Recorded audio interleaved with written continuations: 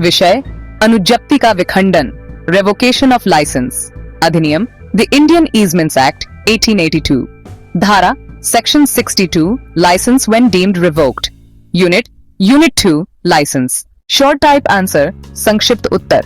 अनुज्ञप्ति का विखंडन भारतीय उपविभोग अधिनियम 1882 की धारा 62 के अनुसार होता है, जिसमें यह स्पष्ट किया गया है कि किन परिस्थितियों में अनुज्ञप्ति स्वतः ही विखंडित रिवोक्ड मानी जाएगी। जब उद्देश्य पूर्ण हो जाए, अनुज्ञप्तिधारी की मृत्यु हो जाए या संपत्ति नष्ट हो जाए, ऐसे मामलों में अनुज्ञप्ति समाप्त हो जाती है। निष्कर्ष, अनुज्ञप्ति अस्थायी अधिकार है जो कुछ शर्तों या परिस्थितियों के पूरा होते ही स्वतः समाप्त हो जाती है। मीडियम टाइप आंसर, मध्यम उत्तर। धारा 62 अनुज्ञप्ति के विखंडन की परिस्थितियां भारतीय उपविभोग अधिनियम 1882 की धारा 62 के अनुसार अनुज्ञप्ति निम्नलिखित परिस्थितियों में विखंडित मानी जाती है। 1.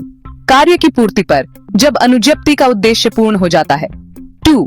अनुज्ञप्तिधारी की मृत्यु पर, लाइसेंसधारी की मृत्यु होने पर लाइसेंस स्वतः समाप्त हो जाता है। 3. संपत्ति का नाश हो जाना, जिस संपत्ति पर लाइसेंस दिया गया है यदि वह नष्ट हो जाए तो लाइसेंस भी समाप्त हो जाएगा। 4. स्वत्व में परिवर्तन पर, जब संपत्ति का स्वामी बदल जाता है और नया स्वामी उसे मान्यता नहीं देता। 5. लाभ का त्याग या परित्याग, जब लाइसेंसधारी स्वेच्छा से उसका प्रयोग करना छोड़ दे। 6. अवरोधन द्वारा, यदि कार्य ऐसा हो जिससे अधिकार का प्रयोग बाधित हो। महत्वपूर्ण केस लॉ विंटर वी ब्रॉकवेल 1807, जिसमें कहा गया कि लाइसेंस को वापस लिया जा सकता है यदि यह स्थायी न हो। थॉमस वी सोरेल 1673, लाइसेंस की सीमाएं स्पष्ट की गईं। निष्कर्ष, अनुज्ञप्ति की प्रकृति अस्थायी होती है और कुछ विशेष स्थितियों के आने पर वह स्वतः समाप्त मानी जाती है। लॉन्ग टाइप आंसर, दीर्घ उत्तर।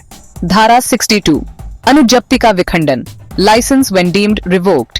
द इंडियन ईजमेंट्स एक्ट 1882 की धारा 62 यह बताती है कि कुछ परिस्थितियों में लाइसेंस को विखंडित रिवोक्ड माना जाएगा, बिना स्वामी के द्वारा औपचारिक रूप से उसे समाप्त किए। संभावित विखंडन की स्थितियां, सर्कमस्टेंसेस ऑफ रेवोकेशन। 1. कार्य की पूर्ति, फुलफिलमेंट ऑफ पर्पस, जब लाइसेंस किसी कार्य हेतु दिया गया हो और वह कार्य पूर्ण हो जाए तो लाइसेंस स्वतः समाप्त हो जाता है। 2.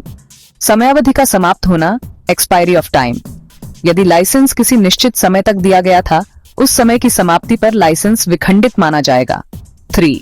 संपत्ति का नाश होना, डिस्ट्रक्शन ऑफ सब्जेक्ट प्रॉपर्टी, यदि वह संपत्ति ही नष्ट हो जाए जिस पर लाइसेंस था तो लाइसेंस भी समाप्त हो जाएगा। 4. अनुज्ञप्तिधारी की मृत्यु, डेथ ऑफ लाइसेंसी, अनुज्ञप्ति व्यक्तिगत होती है अतः लाइसेंसधारी की मृत्यु पर वह समाप्त हो जाता है। 5. परित्याग, अबैंडनमेंट, जब लाइसेंसधारी उस अधिकार का प्रयोग करना बंद कर दे तो समझा जाएगा कि उसने उसे त्याग दिया। 6. स्वत्व का हस्तांतरण, ट्रांसफर ऑफ ओनरशिप, यदि संपत्ति किसी अन्य स्वामी के अधीन आ जाए और वह नए लाइसेंस को स्वीकार न करे तो वह विखंडित माना जाएगा। 7. अवरोधन, ऑब्स्ट्रक्शन बाय लाइसेंसर, जब लाइसेंसदाता किसी कार्य से लाइसेंस के प्रयोग में बाधा डाले। कानूनी विद्वानों के विचार। 1. Doctor R.K. सिन्हा, अनुज्ञप्ति एक अस्थायी अधिकार है जो कुछ निश्चित स्थितियों में स्वतः समाप्त हो जाता है। 2. Doctor S.N. शुक्ला, यह केवल सहमति आधारित अधिकार है जो उद्दिष्ट कार्य की समाप्ति पर समाप्त हो जाता है। 3. डॉक्टर अवतार सिंह, लाइसेंस व्यक्तिनिष्ठ होता है अतः किसी की मृत्यु या प्रयोजन की पूर्ति पर समाप्त हो जाता है। 4. मुला, जब भी अनुज्ञप्ति का आधार समाप्त हो जाता है उसे विखंडित माना जाएगा। 5. टी भट्टाचार्य, धारा 62 अनुज्ञप्ति की समाप्ति की विस्तृत स्थितियां प्रस्तुत करती है। 6. G.P. त्रिपाठी, यह स्वभावतः समाप्त होने वाला अधिकार है। 7.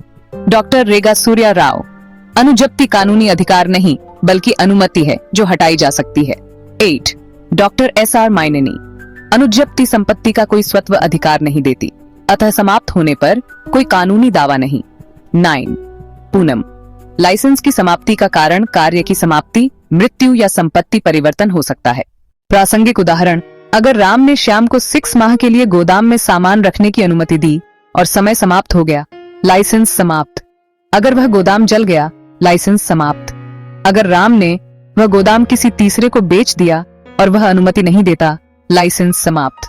प्रमुख अपवाद, एक्सेप्शन, यदि लाइसेंस किसी प्रतिफल कंसिडरेशन के बदले में स्थायी रूप से दिया गया हो और लाइसेंसधारी ने उस पर व्यय किया हो तो उसे मनमाने तरीके से समाप्त नहीं किया जा सकता। संबंधित धारा 60 के अपवाद के अंतर्गत न्यायालयों के निर्णय विंटर वी ब्रॉकवेल 1807 लाइसेंस का उद्देश्य पूर्ण होने पर समाप्त माना गया। थॉमस वी सोरेल 1673 लाइसेंस एक व्यक्तिगत अधिकार है जो संपत्ति पर कोई हित नहीं देता। हिरानी वी रामलाल AIR 1920 स्वत्व परिवर्तन के बाद लाइसेंस समाप्त माना गया। निष्कर्ष, अनुज्ञप्ति एक अस्थायी गैर हस्तांतरणीय अधिकार है जो केवल अनुमति पर आधारित होता है। जब उद्देश्य पूर्ण हो जाता है या विशेष परिस्थितियां उत्पन्न होती हैं, तो यह बिना किसी विधिक घोषणा के भी समाप्त हो सकता है। अपवाद केवल उन्हीं मामलों में है जहां प्रतिफल के बदले स्थायी लाइसेंस दिया गया हो। 10 problem based questions PBQs with medium long answers. Case based PBQ1 Ram ने श्याम को अपने बगीचे में रास्ता निकालने की अनुमति दी थी। कुछ महीने बाद राम ने वह जमीन किसी और को बेच दी और नए स्वामी ने रास्ता बंद कर दिया। क्या श्याम का लाइसेंस बना रहेगा? उत्तर, यह मामला धारा 62 के अंतर्गत आता है। संपत्ति के स्वत्व में परिवर्तन हो जाने पर यदि नया स्वामी लाइसेंस को स्वीकार नहीं करता तो वह विखंडित माना जाएगा। निष्कर्ष, श्याम का लाइसेंस समाप्त हो गया। PBQ2 सीमा ने रेखा को 1 वर्ष तक दुकान में बैठने की अनुमति दी थी। 1 वर्ष बाद सीमा ने उसे निकाल दिया। क्या यह वैध है? उत्तर, क्योंकि यह समय सीमित लाइसेंस था, धारा 62 के अनुसार उसकी समाप्ति स्वतः हो गई। निष्कर्ष, सीमा का कार्य वैध है। PBQ3 अनुज्ञप्तिधारी की मृत्यु के बाद उसके पुत्र ने उसी लाइसेंस के तहत कार्य जारी रखने की मांग की। क्या यह स्वीकार्य है? उत्तर, धारा 62 कहती है कि लाइसेंस व्यक्तिगत होता है और मृत्यु के साथ समाप्त हो जाता है। निष्कर्ष, पुत्र को वह अधिकार नहीं मिलेगा। PBQ4 संपत्ति जिस पर लाइसेंस था भूकंप में नष्ट हो गई। क्या लाइसेंस बना रहेगा?